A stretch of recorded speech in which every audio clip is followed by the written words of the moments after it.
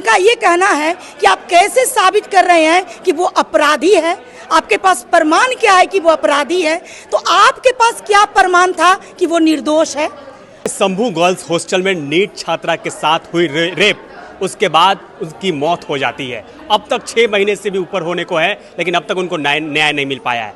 क्या लगता है कि सीबीआई इसमें लीपापोती कर रही है क्या? बिल्कुल, हमारी सीबीआई जो है वो शुरुआती दौर से ही दर्शा चुकी कि वो बेटी को इंसाफ दिलाने नहीं आई थी, वो एक अपराधी को बचाने आया था। जिस तरह से मनीष रंजन के बेल की मांग उन्होंने कोर्ट में किया, और जब हम लोग सीबीआई कार्यालय में गए और जब उनसे हम लोग बात किए कि सर आप बेटी को जस्टिस दिलाने आए हैं कि आप एक अपराधी को बचाने आए हैं, तो उनका ये कहना है कि आप कैसे साबित कर रहे हैं कि वो अपराधी है, आपके पास प्रमाण क्या है कि वो अपराधी है, तो आपके पास क्या प्रमाण था कि वो निर्दोष है। आप जो इस तरह का क्वेश्चन करके और जिस तरह से आप कोर्ट से मनीष रंजन को बेल दिलवा दिए, ये बिल्कुल साबित हो चुका है कि बिहार में सिस्टम करप्ट हो चुकी है। बेटी बचाओ बेटी पढ़ाओ का नारा बिहार में फेल हो गई है।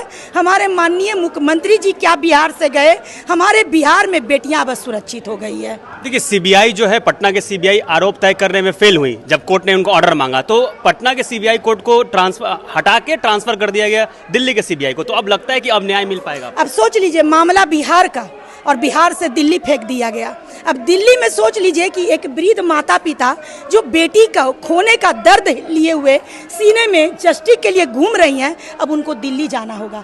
क्या बिहार की सिस्टम इतनी फेल थी कि मामला को दिल्ली भेजने की आवश्यकता थी?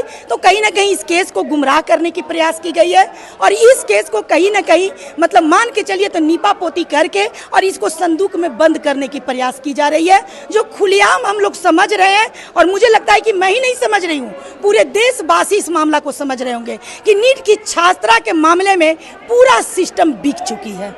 जब सीधे पोस्टमार्टम रिपोर्ट भी सामने आई, ऐसा कहा जा रहा है कि नाखून खरोच के निशान थे गर्दन पे, पेनिट्रेशन भी हुआ। काफी देखा जाए तो पोस्टमार्टम रिपोर्ट में साफ खुलासा भी हो गया कि रेप हुआ उनके साथ। तो क्या आप लगता है कि अब सीबीआई अगर कुछ कदम नहीं उठाएंगे तो आप लोग क्या करेंगे आगे?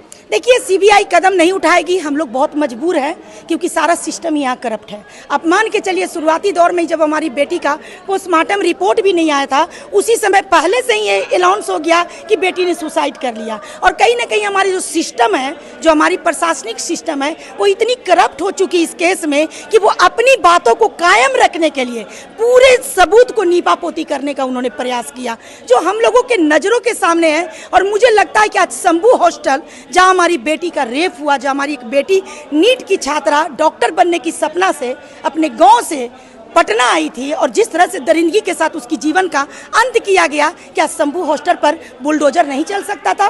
गरीबों के बिल्डिंग पर बुलडोजर चलने के पहले एक भी जांच नहीं हुई, और एक अपराधी के बिल्डिंग पर बुलडोजर चलने के पहले इतनी जांच क्यों?